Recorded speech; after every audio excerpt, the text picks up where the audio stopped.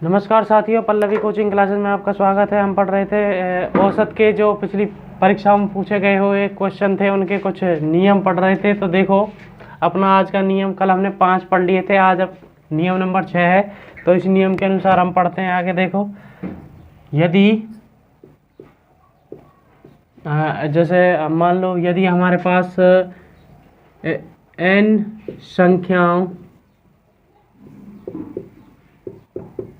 का औसत p है तथा m संख्याओं का औसत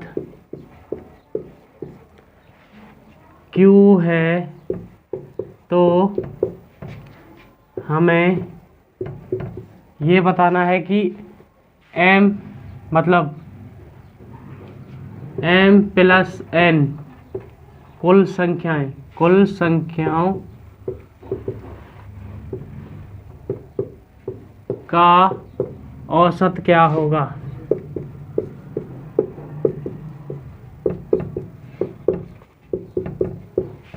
ये एक नियम है। यदि n संख्याओं का औसत p है और तथा m संख्याओं का औसत q है, तो हमें कुल संख्याओं का औसत बताना है कि क्या होता है। तो इसको हम लिखते हैं एक आसान से सूत्र के रूप में। सबसे पहले n का गुणा p के साथ, यानी कि जिसका पूछा गया है, जिसका औसत दिया गया है, उनका गुणा आपस में, प्लस फिर m वाली m संख्याओं का गुणा क्या है और q है। इनका m संख्याओं का औसत क्या है, q है, तो m के साथ q का गुणा कर दिया। साथ में हम कर सकते हैं बटे में टोटल संख्याएं m इंटू n, ये वही है। औसत क्या हो जाएगा, औसत हो गया अपने पास। देखो, राशियों का योग, तो योग कैसे निकालेंगे, n संख्याओं का औसत है। औसत का होता है, औसत यही तो होता है। यदि हम इसमें संख्याओं का गुणा कर दें तो वो संख्याओं का क्या हो जाएगा, राशियों का योग हो जाएगा। देखो, इस प्रकार से आप समझ सकते हैं इसको, राशियों का योग।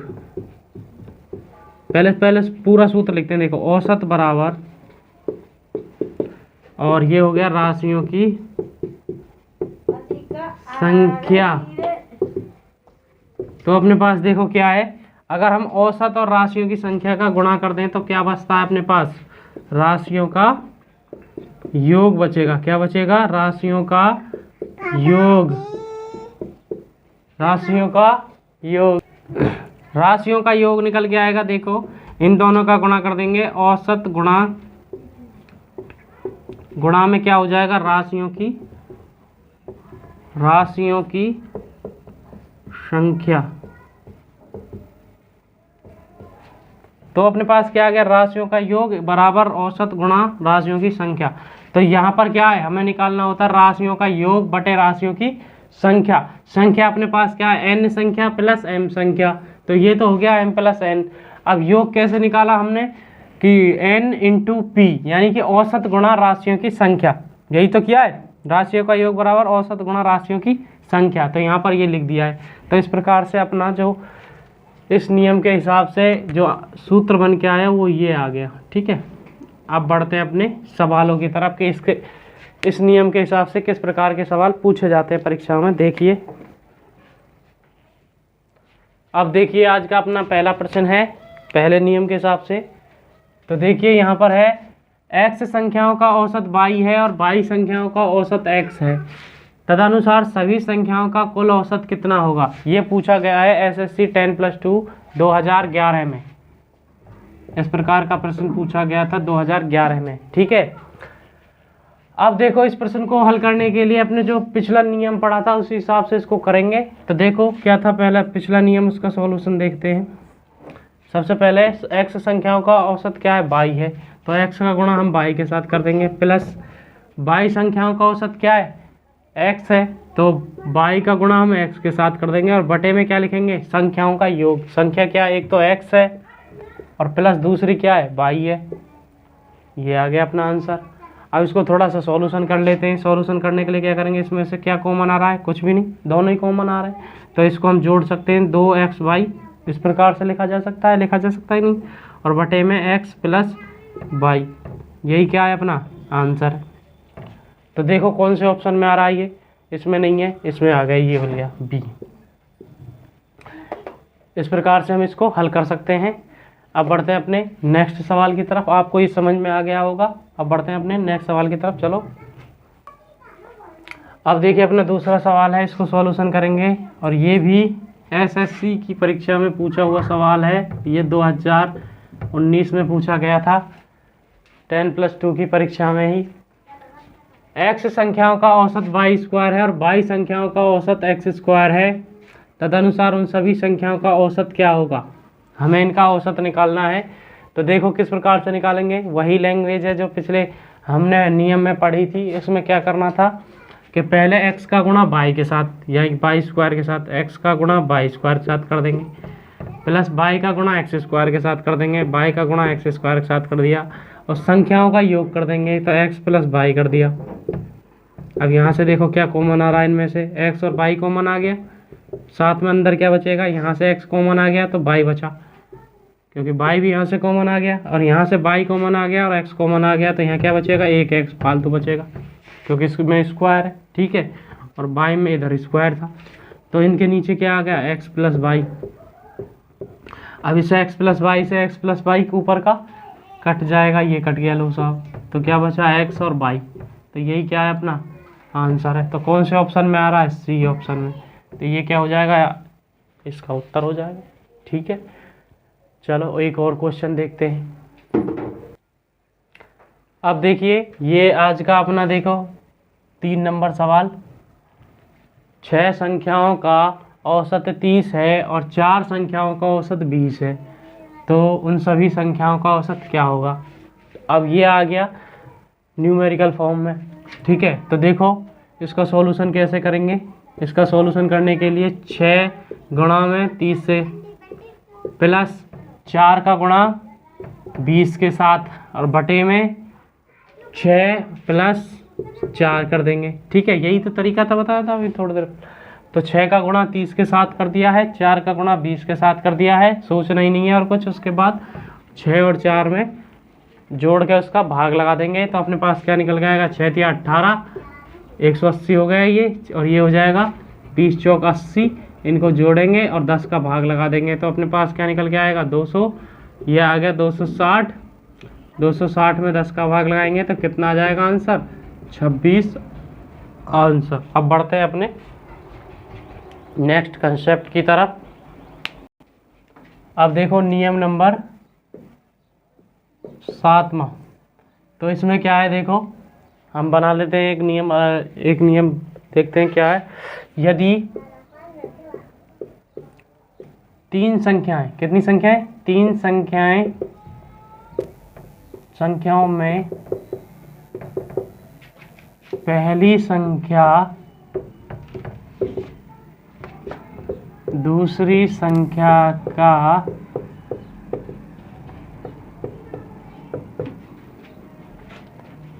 n गुना, ठीक है। यदि 3 संख्याओं में पहली संख्या दूसरी संख्या का n गुना हो और दूसरी संख्या तीसरी संख्या का, अब यहाँ पे देखो, दूसरी संख्या तीसरी संख्या का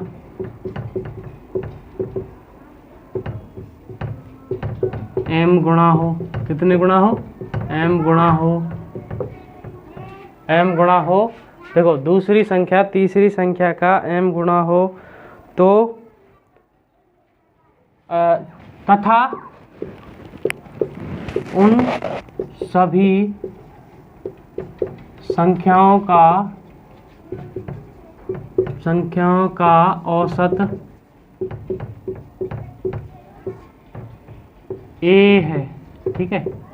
औसत a ले लेते हैं क्योंकि a से डिनोट करते हैं एवरेज को, तो उन सभी संख्याओं का औसत क्या हो गया, a हो गया, ठीक है। तो हमें यहाँ पर निकालनी है कि अब संख्याएं क्या होंगी, संख्याएं क्या होंगी, तो संख्याएं ज्ञात करो। भाई देखो इस सवाल में क्या दे रखा है कि यदि तीन संख्याओं में पहली संख्या जो है यानी कि फर्स्ट संख्या दूसरी संख्या का n गुणा है, कुछ गुणा हो सकती है, और दूसरी संख्या तीसरी संख्या का m गुणा है, तो उन सभी संख्याओं का औसत हमें दे रखा है a।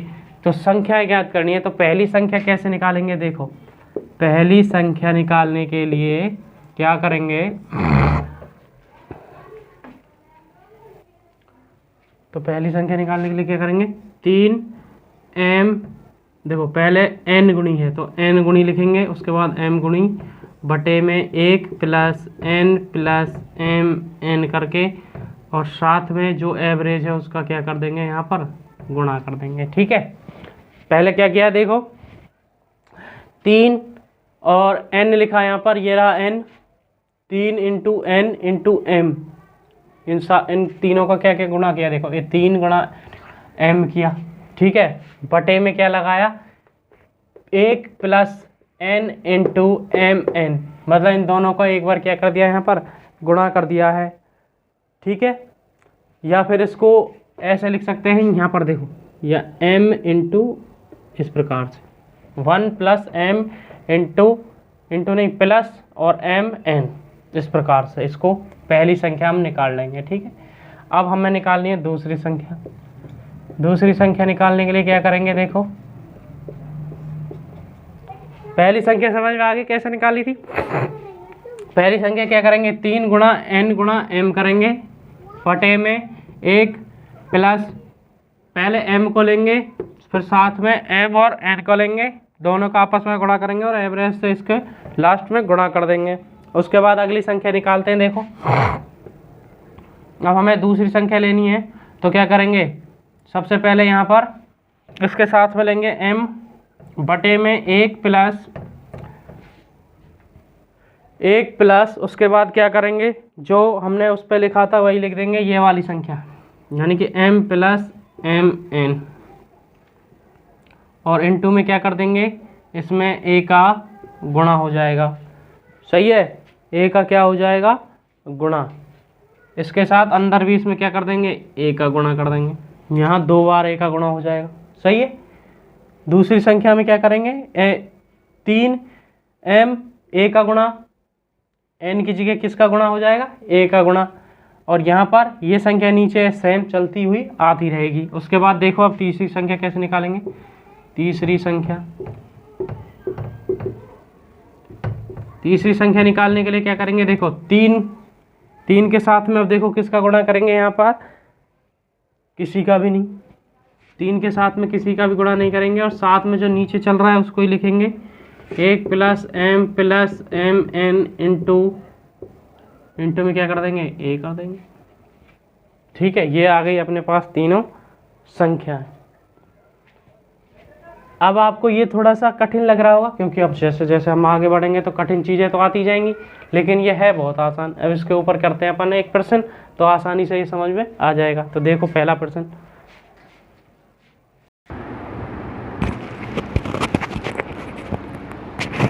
अब बढ़ते हैं देखो अपने उस टाइप के क्वेश्चन जो हमने अभी किया था थोड़ी देर पहले। इसमें देखो 3 संख्याओं में पहली संख्या दूसरी संख्या की 2 गुनी है।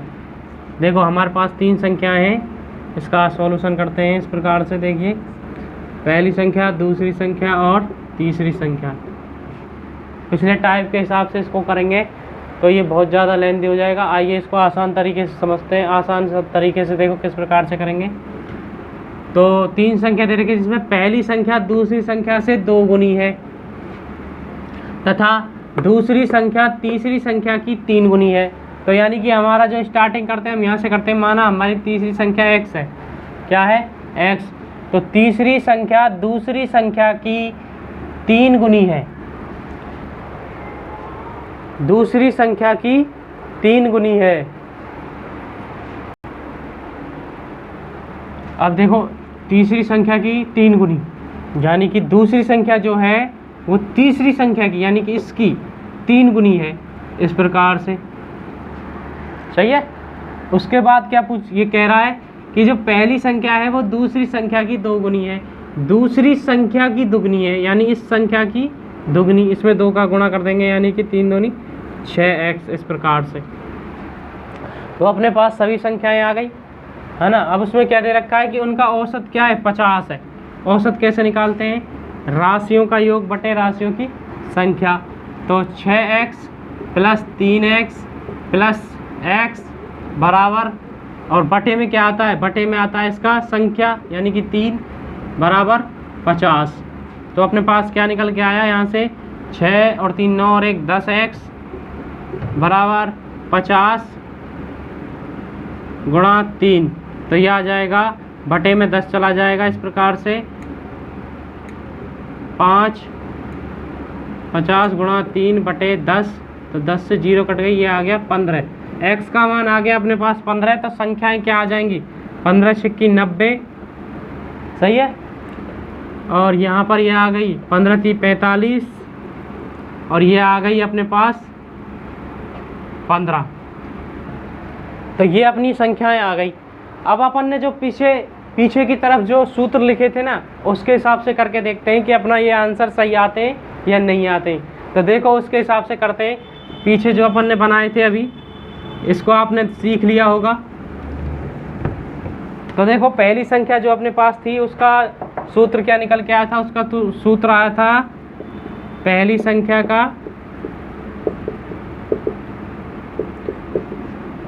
संख्या का सूत्र क्या था, 3a इंटू बी, या फिर m इंटू एन था अपने पास, m इंटू एन अपॉन में 1 plus m into m plus m n।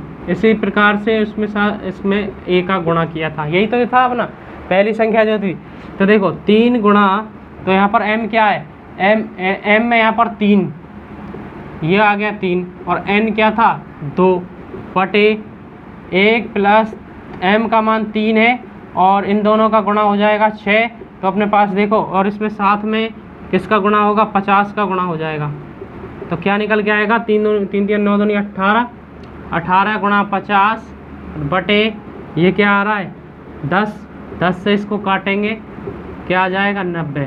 तो उसी सवाल में भी अपनी पहली संख्या क्या आई थी, 90 आई थी, और इस हिसाब से भी अपनी संख्या क्या आ रही है 90। इसमें थोड़ा सा कैलकुलेशन होता है, वो अपन ने आसान तरीके से कर लिया था, ठीक है। अब आप इसी तरीके से इसकी दूसरी संख्या निकालें और तीसरी संख्या निकाल कर देखें कि अपना सही बैठता है या नहीं बैठता है। ये काम मैं आपको होमवर्क के लिए दे रहा हूँ।